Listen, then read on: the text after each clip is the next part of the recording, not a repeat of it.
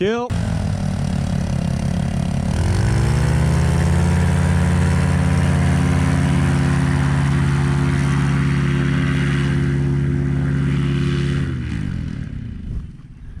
You stalled that wing. Too much brake, not enough speed. So you're doing the same thing that I did up in Colorado. You're trying to fill it. Trying to fill your wing through your fingers, through your brakes. Don't do that. When you get your wing up and you start giving it power, and you start getting that speed, put your hands straight up. Don't fill your wing, don't worry about it. At that point, you know it's stable, it's above you, and the faster you're going, the more it stays above you. Once you get it stable, right? Yeah. So you get it stable, and then you commit to power, put your hands all the way up, and run, and right at the end, like you'll start to feel lift, and then you'll just tap your brakes. And you'll only go here, and you'll be off the ground. Whereas you were here, but your wing was back behind you like this. Future me here. It seemed like I was back at school there, back in training. And I was, thank you, Jake. I went from a 28 metre wing to a 24, which isn't a massive jump, but you know, there's a difference. And the first few launches I did with the 24, I was running a long way, so I spoke to Giles about it, and he said, yeah, it's a smaller wing, it's going to need a bit more brake to get off the ground. I had a couple more flights, again I was still running a long way, then we were straight into Icarus X, and I had real fears that that wouldn't be able to get me and all the Icarus weight off the ground, but it did. My confidence was boosted, but I learned nothing about the wing in that time. It's windy out here. And then the latter half of the year was pretty rubbish weather-wise, so there hasn't been any sort of consistent flying.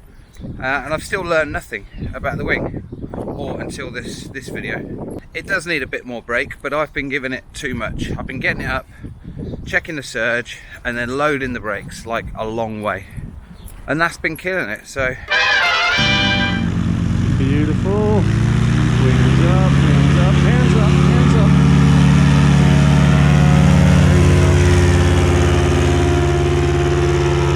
Alright, balls up. I'm next. Oh, couldn't get in the seat.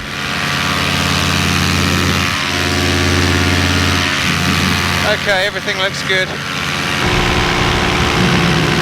Foot cam rolling. Whew.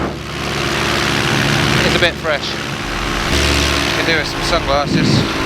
Did I bring some sunglasses? Yeah, baby. Okay, we're all good. So further to my fields chat from last week. This is a field Jake found just by driving past. There's a car boot here apparently. So he took the number off the sign, rang up the people who owned the field, educated them about what flying was. I don't have experience with this, I've never had to do it, and now I'm at a position where I really ought to. My one field is fine all the time, there's no one there to piss off, no one to upset. But when it's wet like it is, as you can see down there, it's unusable. And I didn't have the forward thinking enough, as with everything in my life, to go and arrange other fields. So I don't have options. Jake looking about ready. Here he goes. Off to the right. Oh, and I'm not there to reset it for him. He's just reset me 3 times. What was I saying about fields? Yeah, so there's some advice for noobs. When you've moved away from your instructor's field, as you should, after a period of time, to make room for everybody else, those following on behind you. When you go and sort your own fields out, or find a local group to you, join into their fields, go and get your own field as well, that you've got as an option. Because it's easy to lose fields. I mean, even if all your fields are good and you can fly every night during the summer, then at least you can rotate and not be using the same field over and over again. Because that's what pisses people off. Pisses locals off. And as landowners, it's easier to tell the paramotorist to piss off than to deal with neighbours who are constantly complaining that you've got to live next to all the time. So get yourself 3 fields minimum, so you've got options. Because then some of those fields will be better in different weathers, you know, different wind directions. This field will be better than that one, and you can change it up. This is purely advice for noobs, and I should have done this long before now. That's nice, Jake. Run, let it come up, let it come up, let it come up. Yeah, you got it. He knows what he's doing. He's far better than me.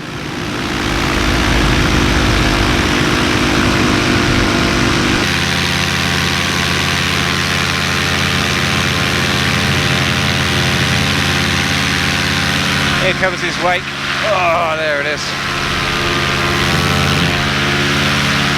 It's got a faster climb rate with that monster. So we got ground to 1,000 feet is ours here. Above that we are in shared military airspace from an airbase over there somewhere. I'm going to trim out. So squeeze the buckles if you can find them. Let it up. A tiny swoop. Again, no plan for this flight. I don't know the area, so I just said to Jake, I'll follow you.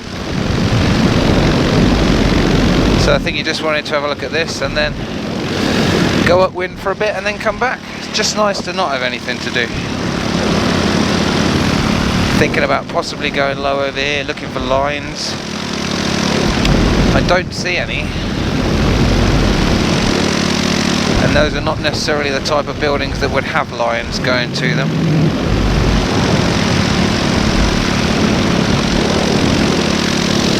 Build a nice little house on there.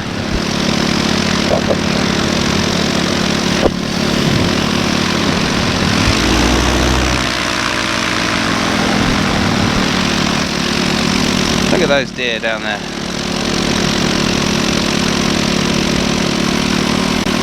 Hello pretty guys. You're fine, you're fine.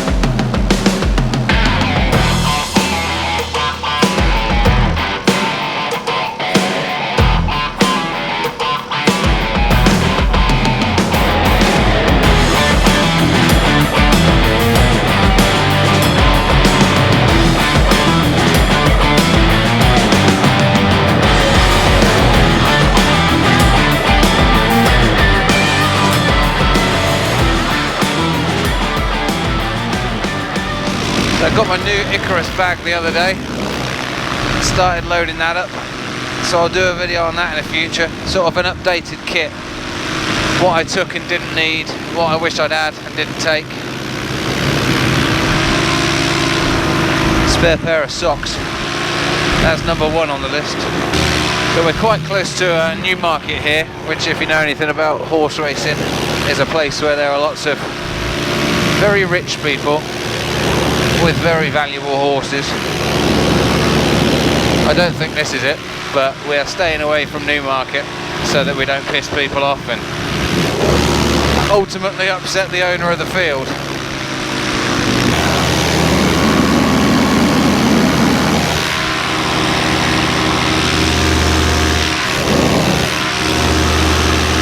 He's up there. Can you see him? I can't see him. Just see his shadow, which is telling me where he is.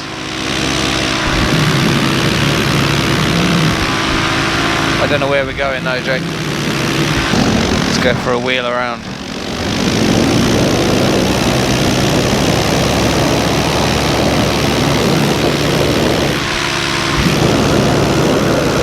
There he is. While I remember, Acoustic Sounds, are you watching this? Get in touch. You won a Parajet Maverick t-shirt from the guys at Parajet, and I need to know where I can send it to. Let me know. I'm in his wake. I spent this whole flight in his wake. I can smell his exhaust and I'm getting buffeted. Buffeted. I kind of want to check my phone, but I don't want to. I don't even need to look at it unless I lose him. altitude. Don't know how much fuel I've got. Had about 5 or 6 litres when I left. Should do an hour, hour and a half. Yeah, hour and a half. But I've no idea what time it is or what time I took off.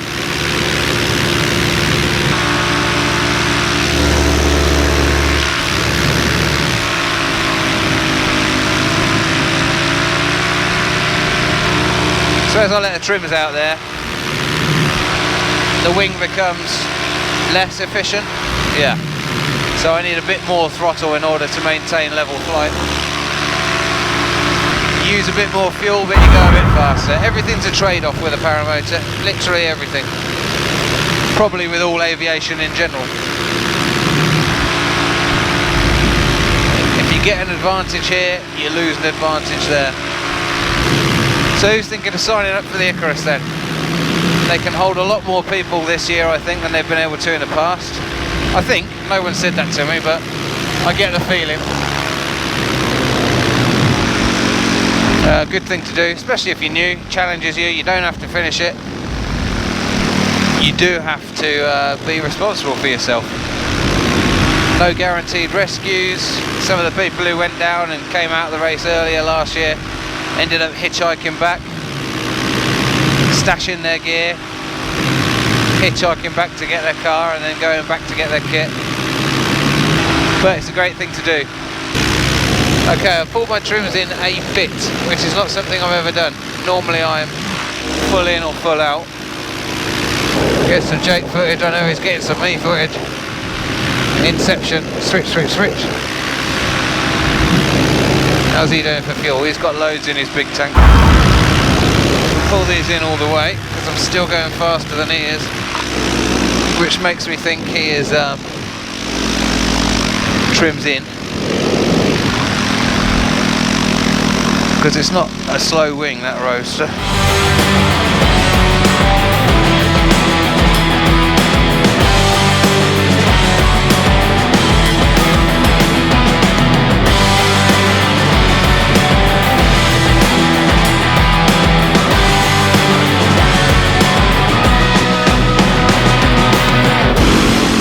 Everything looks better from up here, even floods.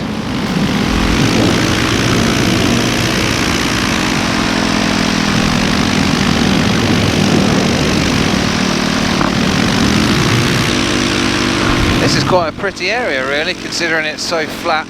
I love all these waterways, that's what I like about my field back home. You take off and you're immediately surrounded by lakes and rivers. That battery says empty.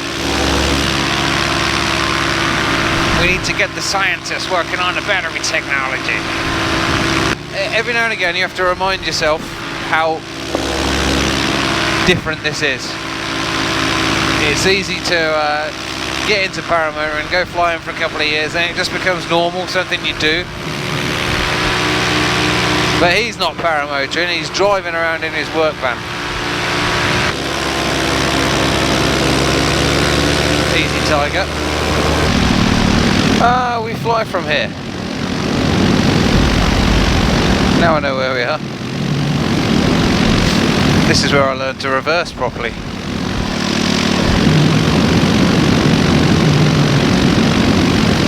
I'm no foot dragger. I'm not going to lie to myself. Especially not in his wake.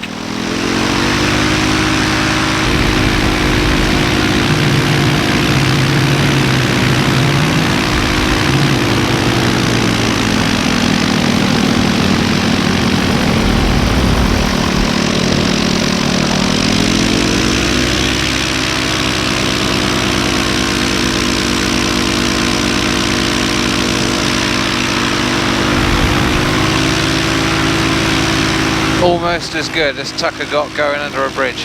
Almost.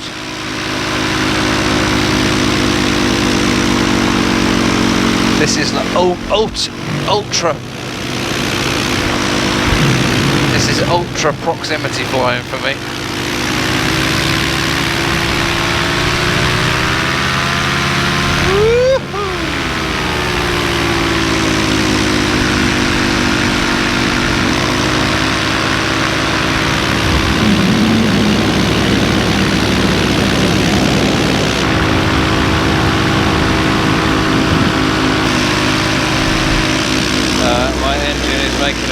positioned that it shouldn't be. Which way is the wind blowing? My engine's making a sort of kicking effect now and again. Oh, we're nearly back. Don't know if it's missing or every now and again I just get a, there's no noise change, just a vibration. I go ooh, ooh, ooh. Yeah, it's getting worse. I'm preparing for an engine out here. We're near a road. There's a drainage ditch. Yeah, it's not happy.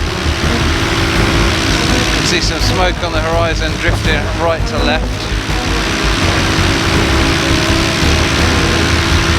I don't really want to fly over this town, although I think we must be here. Don't die yet, engine, don't die yet. Oh, we're going to die.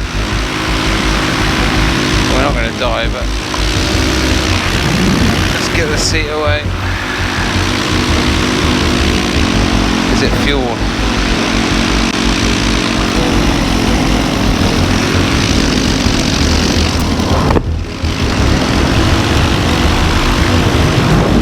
Right, I'm going to trim out for now to try and make a bit more ground.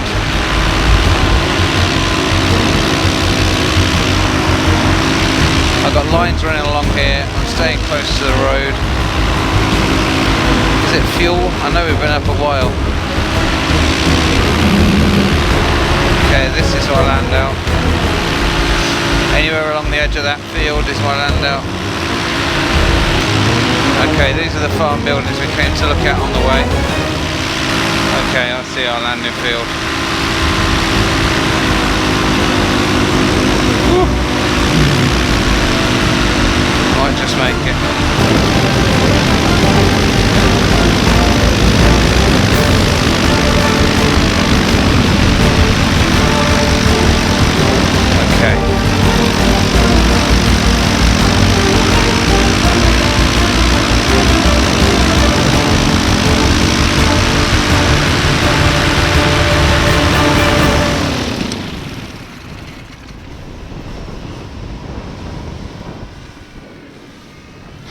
Oh, that was hard.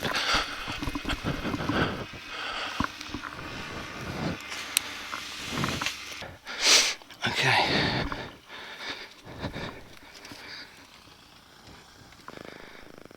Fuel.